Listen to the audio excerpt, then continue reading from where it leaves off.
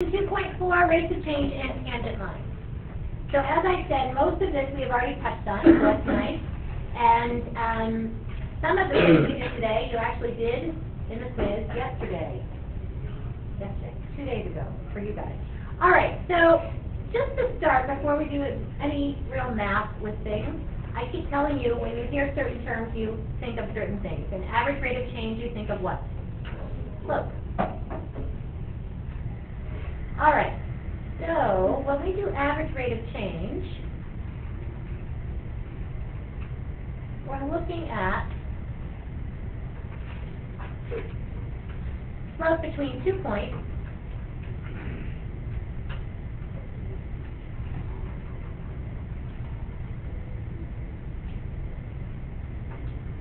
which we would call the slope of what kind of line?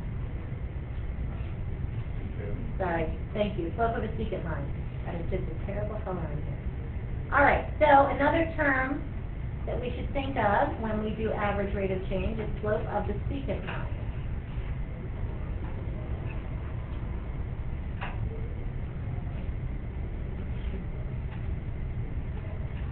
And that is the slope through 2 points on the curve. All right, so that is pre-calculus, generally. Then when we want to get a little more interesting to see what's happening at individual points, then we talk about the instantaneous rate of change. And when you see that phrase, what do you think of? Slope of the tangent line.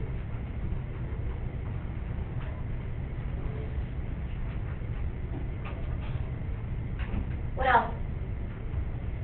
What other terms? Derivative. The instantaneous rate of change is also called the derivative. All right, so that is when we are interested in only one point.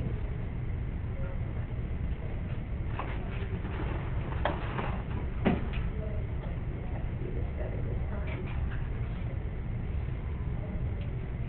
And we're looking at something like that.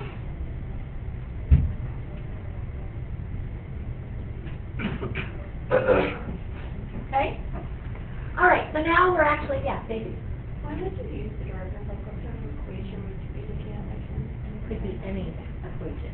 So actually, in your book, they have a nice little section off on the side that shows when and why the derivative is useful.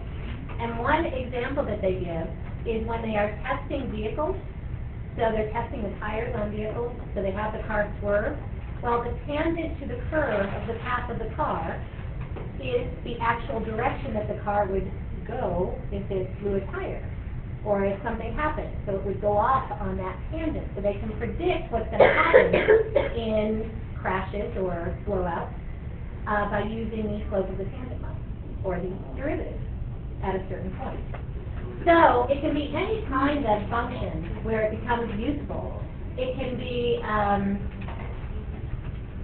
exponential function.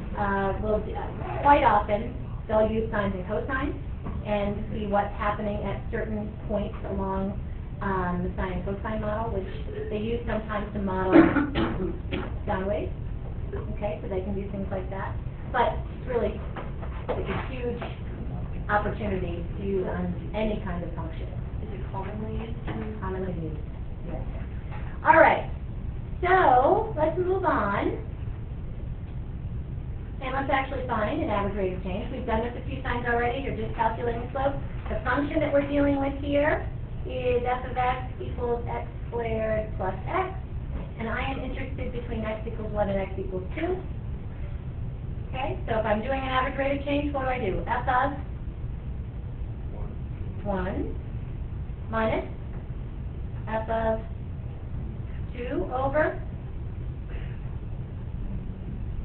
change in y over change in x, 1 minus 2. And it doesn't matter that we did 1 before 2 or 2 before 1, as long as we are consistent on the top and bottom of our slope. So let's find what that is. F of 1 is what? It is 2. F of 2 is 6. And 1 minus 2 is negative 1. So we have negative 4 over negative 1. 4, 4. So average rate of change. So now we're going to do an instantaneous rate of change with the same function that you actually had on your quiz. I didn't call it an instantaneous rate of change, I just said to find the limit. So, if I want to find the instantaneous rate of change of the function at the point x equals 1 only, so now I'm interested in only this point, and I want the slope of the tangent line there, what do I do with the average rate of change?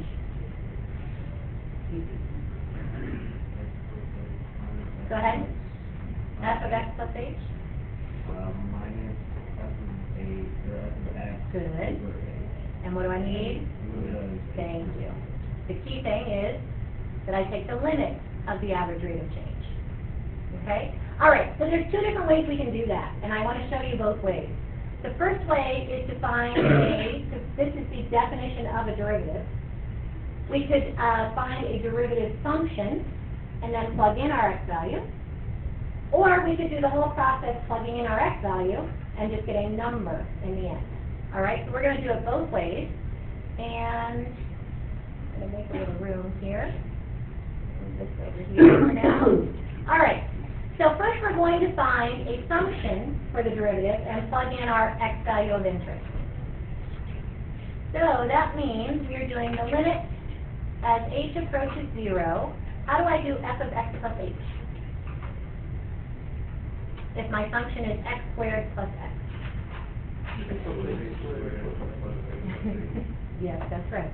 X plus h squared plus x plus h minus, and I remember my parentheses because I'm subtracting the entire thing, minus what? X squared plus x all over h. All right. Let's go ahead and FOIL it out. So, Megan, can you help me? What do we get with this? X squared plus 2x, xh plus h squared. Good. Plus? Plus x plus h minus x squared minus x. Thank you. All over h, and we still have our limit out in the front. And what happens now? Kaylee, can you help me? What's going to go away? Can you see it from back there?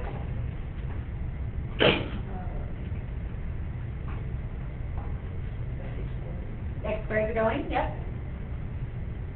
Anything else? X's. All right. And we are left with 2xh plus h squared plus h all over h. Limit as h goes to 0. What's next, Michael? Yep. Yep. And I do want you to show me this, and this is a perfect example of why. When I factor out the h, I'm left with what? 2x plus h plus what? 1. Yes, there is the most common error when students do not write out the factoring because they cancel the h's and they forget that they're adding 1. So be very careful about that. So now, when I take my limit as h goes to 0, I have a canceling here. So I'm taking the limit as h goes to 0 of 2x plus h plus 1. And what does that equal? 2x plus 1. So that is the derivative function. So that means I can find the slope of the tangent line at any x value now by just plugging in that x value. All right, we are interested at x equals 1. So I have 2 times 1 plus 1, or 3 is the slope of our tangent line. Okay, so that's finding the function and then plugging our x value in. Sometimes that's a little bit longer, but it is a more powerful way to do it because we get that function that we can use for any x. Any questions? Yeah. On the test, is it okay if we use the powers rule to do this, or do you want us to do that? Not yet. Not yet. We're not there yet. I know you've all seen it before, but it's best that you just know what it means before we actually do that shortcut. So, by God, you're going to know what it means. All right. So, any other questions on this? Okay. So that is finding the function first. I'm going to do some erasing if that's okay. All right. Now, we're going to plug in our x value first and go through the same process, but we'll come out with a numerical value for the instantaneous rate of change at the point we're interested in.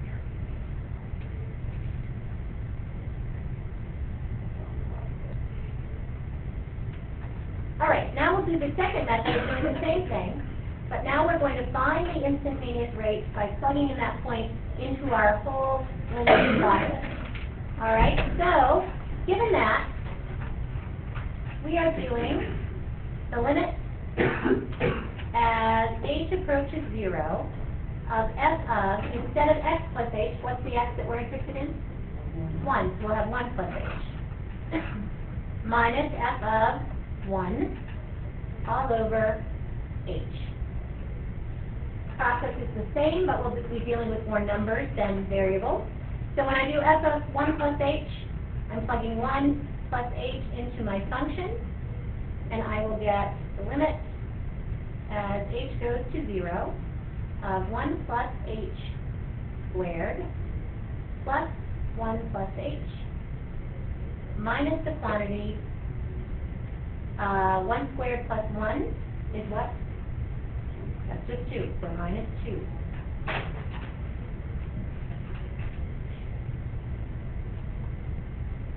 All of that over h.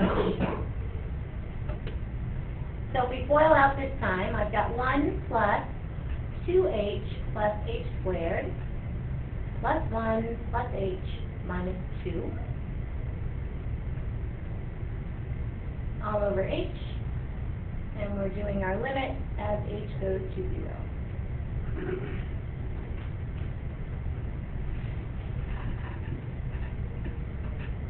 Hadley, what's going to happen here? Nice things. Don't you factor out the h? First, let's get rid of the other things, and we will factor out the h. Oh. We have some canceling that'll happen.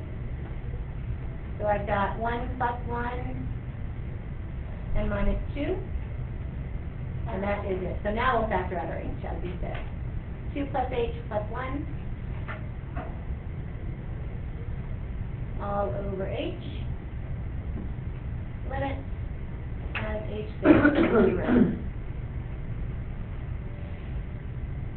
h's are canceling. As h goes to 0, this approaches what? 3. Again, we get the same answer we did by plugging into the derivative function. Okay? On this test, I'll try to be clear about which way I'd like you to do it, and if I don't state you have to do it one way, it's fine if you do it either way, as long as we are interested at one point. If I ask for these functions, you do need to do the other way. Okay? All right, questions on the difference between the two? Okay. Finally, I want to look at the actual equation of the tangent line. So, if we have some function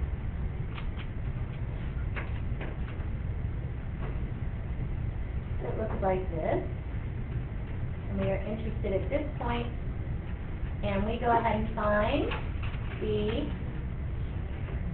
slope of the tangent line.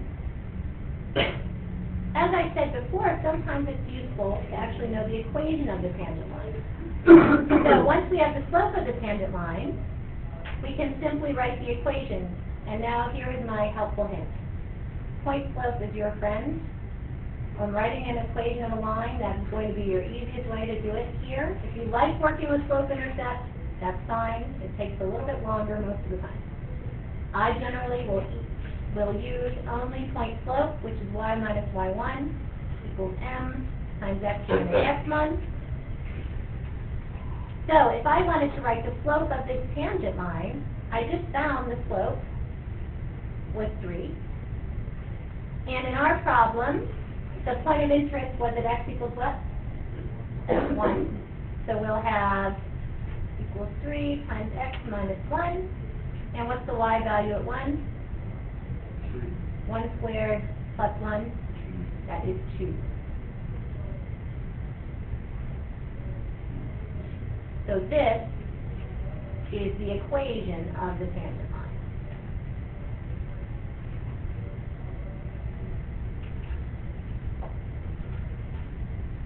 Okay, we'll be doing a lot with the actual equation of the tangent line throughout the year.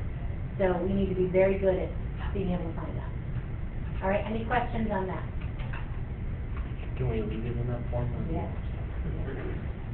Does it matter to like, each point float form you can use one for to work with it in or if you put it in one? Point flip is definitely what we do. You'll see me work with point flip only. I don't care if you like to use y with mx plus c, but I suggest, I have a strong suggestion for you to use point flip. All right, now, this one I would like you to do at your desk. We have f of x equals 1 over x, and we want to find the slope of the curve at x equals a. You can do it either way. Either find the function and then plug in, or just plug in as you go. This one involves a little more algebra. So I want you to write now. Please note, when your book says find the slope of the curve at a given point, that is another way of saying find the slope of the tangent line.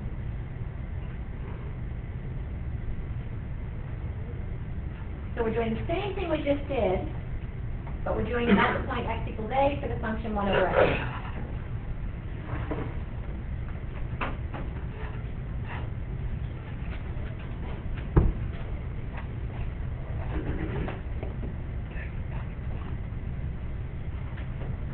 I think I got that on video.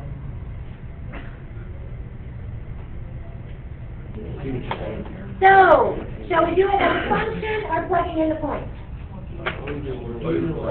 Plug in the point, I heard. Let's do it that way. So we have the limit as h goes to 0 of f of a plus h minus f of a all over h. All right, so we need to be able to figure out what f of a plus h is. What is it? 1 over 8. 1 over a plus h. Minus 1 over a all over h. All right, so now we need to combine these two fractions so we can easily do our division by h. So to do that, we have 1 over a plus h minus 1 over a. We need to get a common denominator, so I multiply my first fraction by what? A over a in this case. My second fraction by a plus h over a plus h. Now, I have a minus h. I skipped a step there. Are we all okay with that? So, I have a minus a plus h in parentheses, and I distributed the minus. Please do not forget to distribute the minus. Negative 1. What do we do? Limit as h goes to 0. All right, push. All right, so now I have negative h over a times a plus h over h. When I divide by h, that's the same as multiplying by the reciprocal, 1 over h. So I have negative h over a times a plus h times 1 over h. Cancel happens. We take the limit as h goes to 0, hush, quiet, of negative 1 over a times a plus h. Now, lots of people around the room distribute that a through the parentheses. If it's in the denominator, I don't ever multiply through. Because what do I want to happen if possible? Canceling is only going to happen if it's in factored form. All right, so as h goes to 0, this becomes what? Negative 1 over a squared. That is the derivative of 1 over x, hush please, at x equals a. All right, the only other part of this problem I wanted to look at was b. and it said, when is the slope equal to negative 1/4? Well, that is when negative 1/4 equals what? Negative 1/a squared. So that is when 4 equals a squared, or when a equals what? Thank you. Plus or minus 2.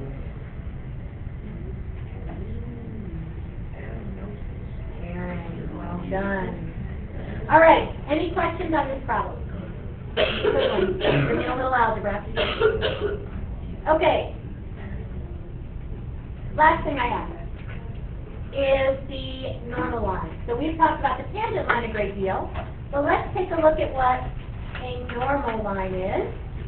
So if I have a function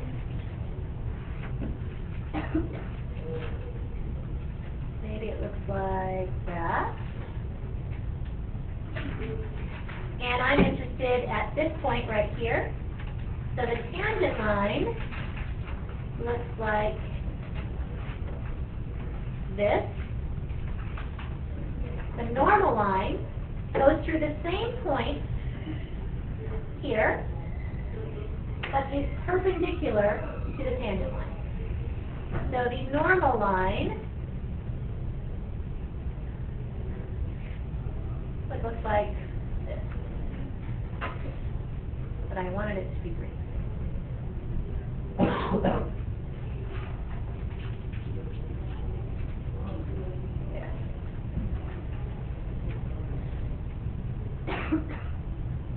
All right.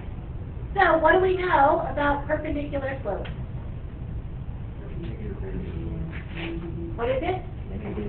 Negative reciprocals or opposite reciprocals?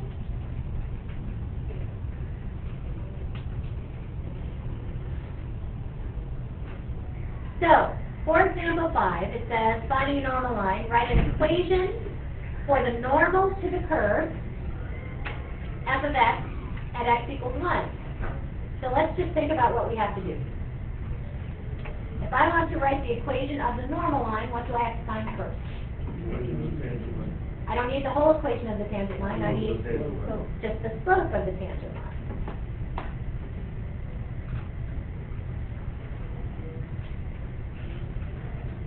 Then what do I do? Negative opposite reciprocal of that slope. And then? Y minus y1 equals m times x minus x1 for the equation of the normal line. Okay. For the equation of the normal line. Make sure you use the perpendicular slope for the equation of that line. So let's step through it together because we're running a little tight on time. So the slope of the tangent line, we have another one of these, limit as h goes to 0. Our function is 4 minus x squared. So it's 4 minus what? X plus h. Let's go ahead and plug in at this point to get a number quickly. We're interested at 1, I think. So 1 plus h squared minus 4 minus 1 squared. Everyone okay with what I'm doing here? F of x plus h minus f of x all over h. This is 4 minus 1 minus 2h minus h squared minus 4, well, I guess I could do that. What's 4 minus 1 squared? It's just 3, right? All over h. Limit as h goes to 0. What happens? Got a 4 minus 1 minus 3. Factor out what?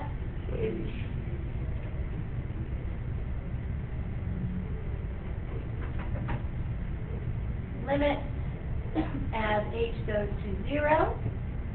We have h's canceling, and this becomes what? Negative 2. The h goes to 0, so just negative 2. So our slope of the tangent line is negative 2. So we've done step 1.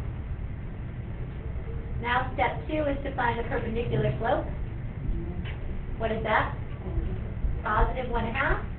And now write our equation, y minus, I'll think about that in a second. Do we have that anywhere? Plug in for it. Plug in 1 into our function. Well, we did that right here, right? So 3. 3 equals 1/2 times x minus 1. That is the equation of the normal line. How did you get 3 again? I plugged 1 into the original Oh, okay. 4 minus x squared. Any questions on that one? All right, that's all I've got for you. So, homework for tonight.